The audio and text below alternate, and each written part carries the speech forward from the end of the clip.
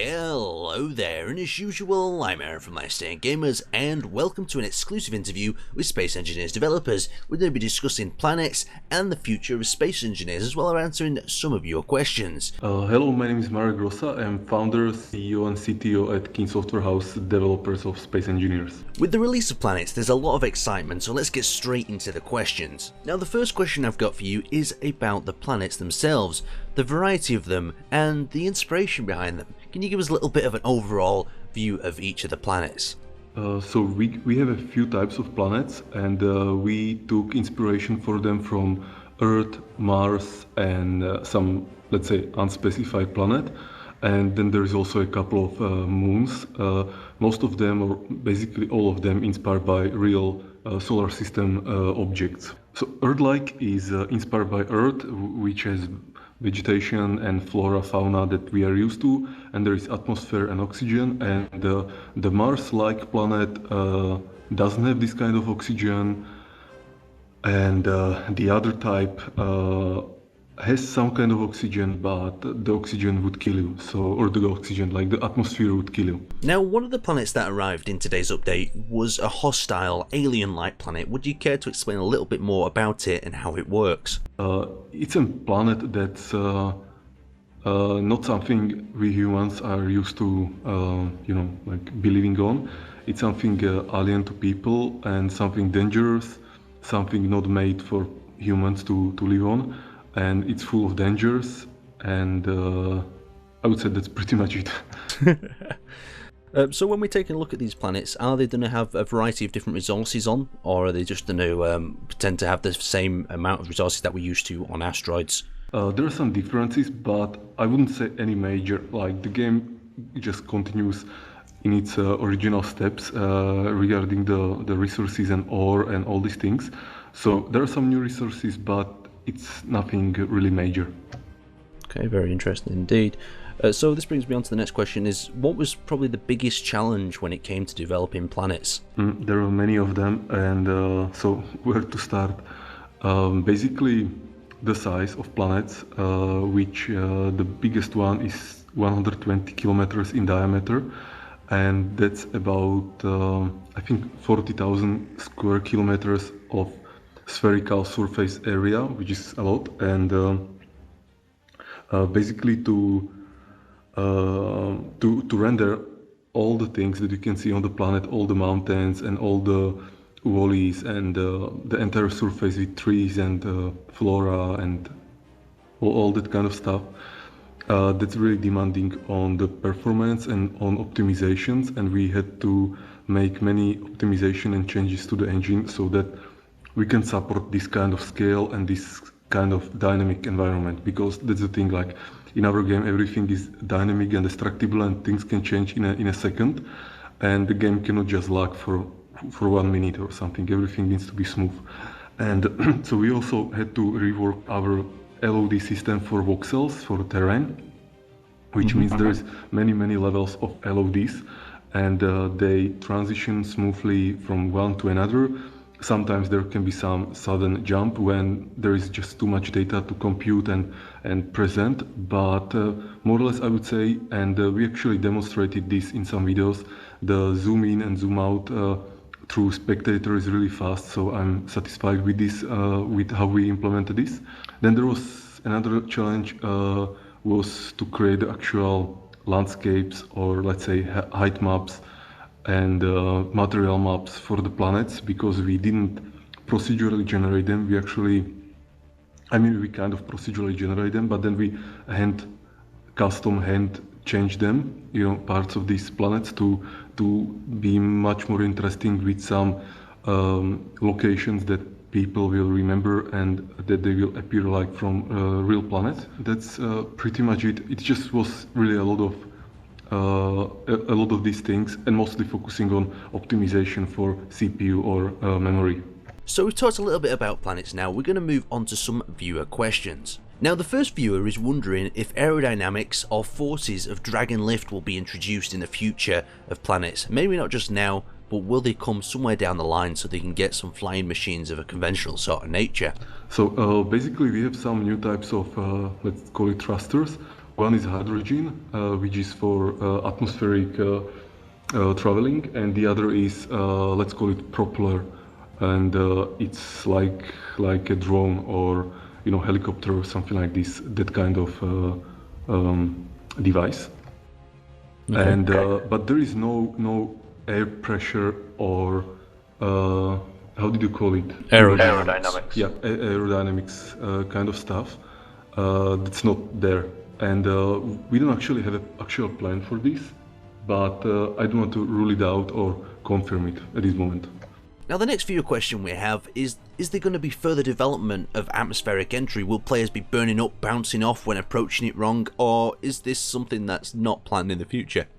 I cannot promise this at this moment. I mean, I personally would love something like this, but there will be still some other priorities that we will need to be working on, and not just for planets, but for entire space engineers. And at this moment, we really need to be very careful with priorities and where we focus our attention. Now our next viewer asks, will there be weather conditions in the future of planets? Maybe rain, overcast, falling snow?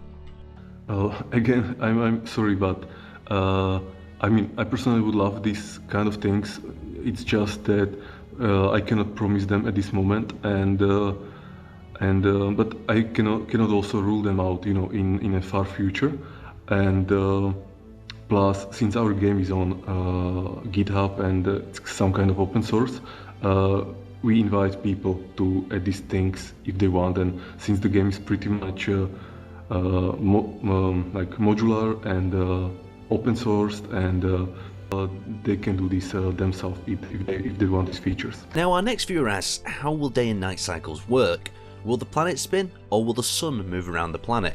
Solve this by a little trick that the sun is actually rotating around the solar system, not the planets around the sun, but the sun around the solar system. So you get the appearance of change in the angle that the sun is, shining or casting on the planet. And the reason for this is actually that to have planets that are actually dynamic and they can move, it would be super brutal thing on the physics engine, because like when you have static geometry, it's really very good for performance for all the computations and collision detections and things like that. But if it's moving, that's much more demanding. And like if you have a planet that's actually moving through space, that would be probably brutal. And the second thing is that and I just need to remember what the second thing. Yeah, the second thing is this maximum speed that we have in the game. And if you imagine that there would be a planet that would be traveling through space with some speed, and you would want to actually land on that planet, then you maybe will have to be forced to get about this maximum speed, which could be a problem for our physical engine, but also it may be a problem for players to actually land on the planet or to find the planet. So for this time, we decided to have planets stationary. All right, well, that's very interesting indeed. That's answered a lot of the viewer questions. We'll move on to the spiders. Now, the introduction of spider AI has got a lot of people really excited, but a lot of people want to know just how they work. Do they have a hive? Do they work together? How do they work? Explain it to us. Well, in my opinion, they are more or less pretty simple animals without any high-level intelligence or something like this. Basically, just try to kill the player. And the complex part on the AI in Space Engineers is that, again, the environment is dynamic, so we cannot pre-compute, the pathfinding and navigation meshes and all these things, and also all the geometry that you see is very complex. There are mountains and things are there are slopes and valleys and holes and tunnels and all this kind of stuff. And this our AI needs to know how to navigate in this very complex three-dimensional environment. So I would say that this is really hard thing. And again, the game should be about building stuff, and we didn't want to go too deep in the AI, so we keep it at this level. Now, the next spider question, or sort of saboid you could say, is how will they work in terms of attacking players' buildings? Will players be able to simply turn them off, or will they constantly attack and be quite relentless in the way they keep damaging and attacking the player?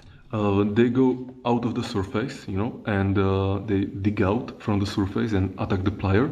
And if the player wants to survive, he can build something for him, and they won't get to him. Now we've talked creepy crawlies, we have two more viewer questions. Now, first up, is there any plans in the future of character creation, such as backpacks for different environments, or even changing armor? Not at this moment.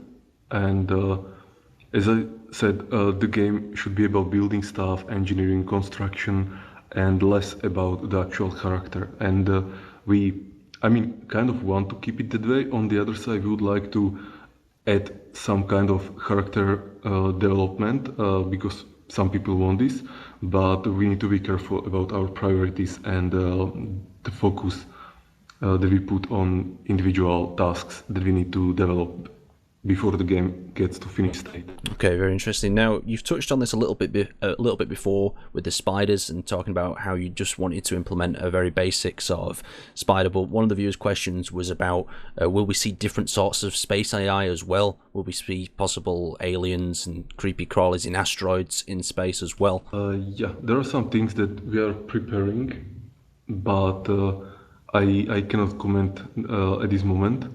On the other side, there are pirates and drones and this kind of AI. They are also present in the game.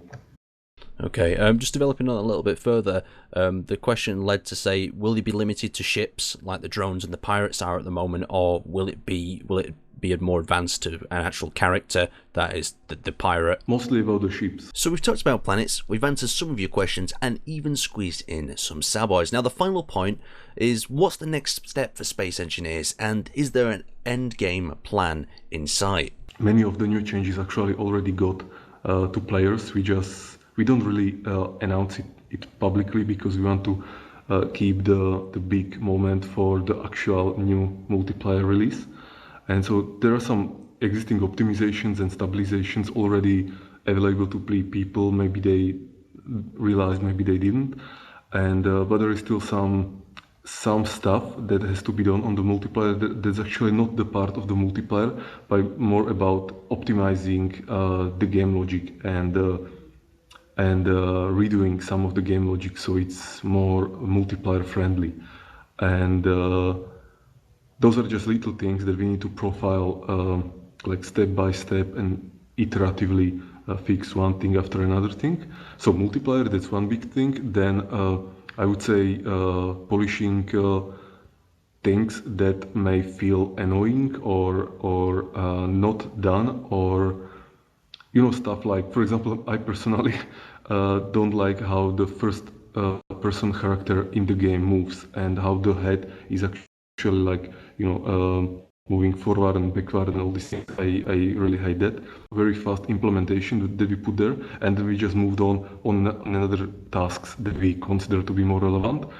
But we need to get back and fix these annoying things. Or another thing I don't like is when I respawn in a rescue ship and there are these doors and I cannot get through the doors, and that there is some twisted armor on the floor and I cannot walk there, and it's some kind of weird thing. So these are the things that we'll fix, and then together with them, like tens and hundreds of others. Actually, the week after planetary release, we have scheduled a new type of meetings where we will have a strategy group and focusing just on the roadmap and prioritizing tasks for this roadmap. So basically, the idea is that we'll ask the team to give us suggestions for things we should fix or work on or polish in 2 months, and then we'll just get these things and search through them and prioritize and pick things that we think should be done in 2 months, and then just start working on them, and then another 2-month period and so on. Sometimes some, let's say, unexpected things get in and something gets more complicated than what we assumed, and so we don't want to appear like guys who don't know what to do, and if you don't really reveal too much, you have this kind of thing under better control. So if I may continue with these new things. Go for it. So what's there? Well, there is something which will put a little much more focus on the actual survival and development in the game. So you will be actually progressing somewhere, but please don't understand this like a super big part of the development or like a new branch of development. It's more like just rethinking what we already have in the game and adding some kind of programs on top of it. Basically just to use what we already have and polish it a little bit in terms of progress to give a better experience to players. And so basically I would say that it's about polishing and fixing many things until the game is finished. So that pretty much wraps up a lot of my questions. Is there anything else you'd like to add or point out to the community, that's something interesting, something new, or something for them to check out in the planets? Yeah, I think planets are cool, and I personally like them because finally, after 2 years, I actually feel like I want to play Space Engineers.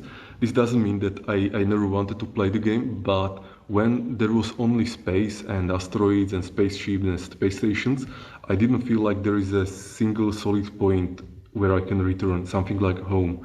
And now when we have planets, it actually feels like that. And so you can travel from one planet to another planet and you feel the, how to say this, like where you belong, or you have a better understanding of the coordinates or of the spatial information of the environment. And you also feel like, okay, there's this planet, it has ground, I can be there, it will not fly away, it will not disappear because it's huge. And so this is something I personally love, and for me the game changed like 300% or something like that. No, it's going to add a whole sort of different variety of levels to the game and a lot more depth as well.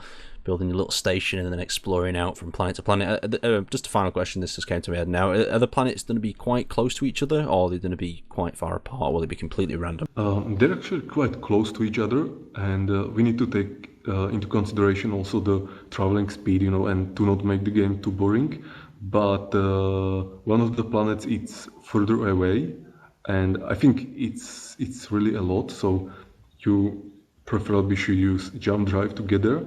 But since the game is moddable, we are assuming that people will keep adding new planets and or make their own solar system, and then they will configure the planets in a manner they want. So this is open field. Very interesting. Anyway, I'd like to thank you for coming and having a talk with us. You've answered a lot of questions, and you've probably filled a lot of the viewers' hearts with excitement as well for planets and the future of Space Engineers.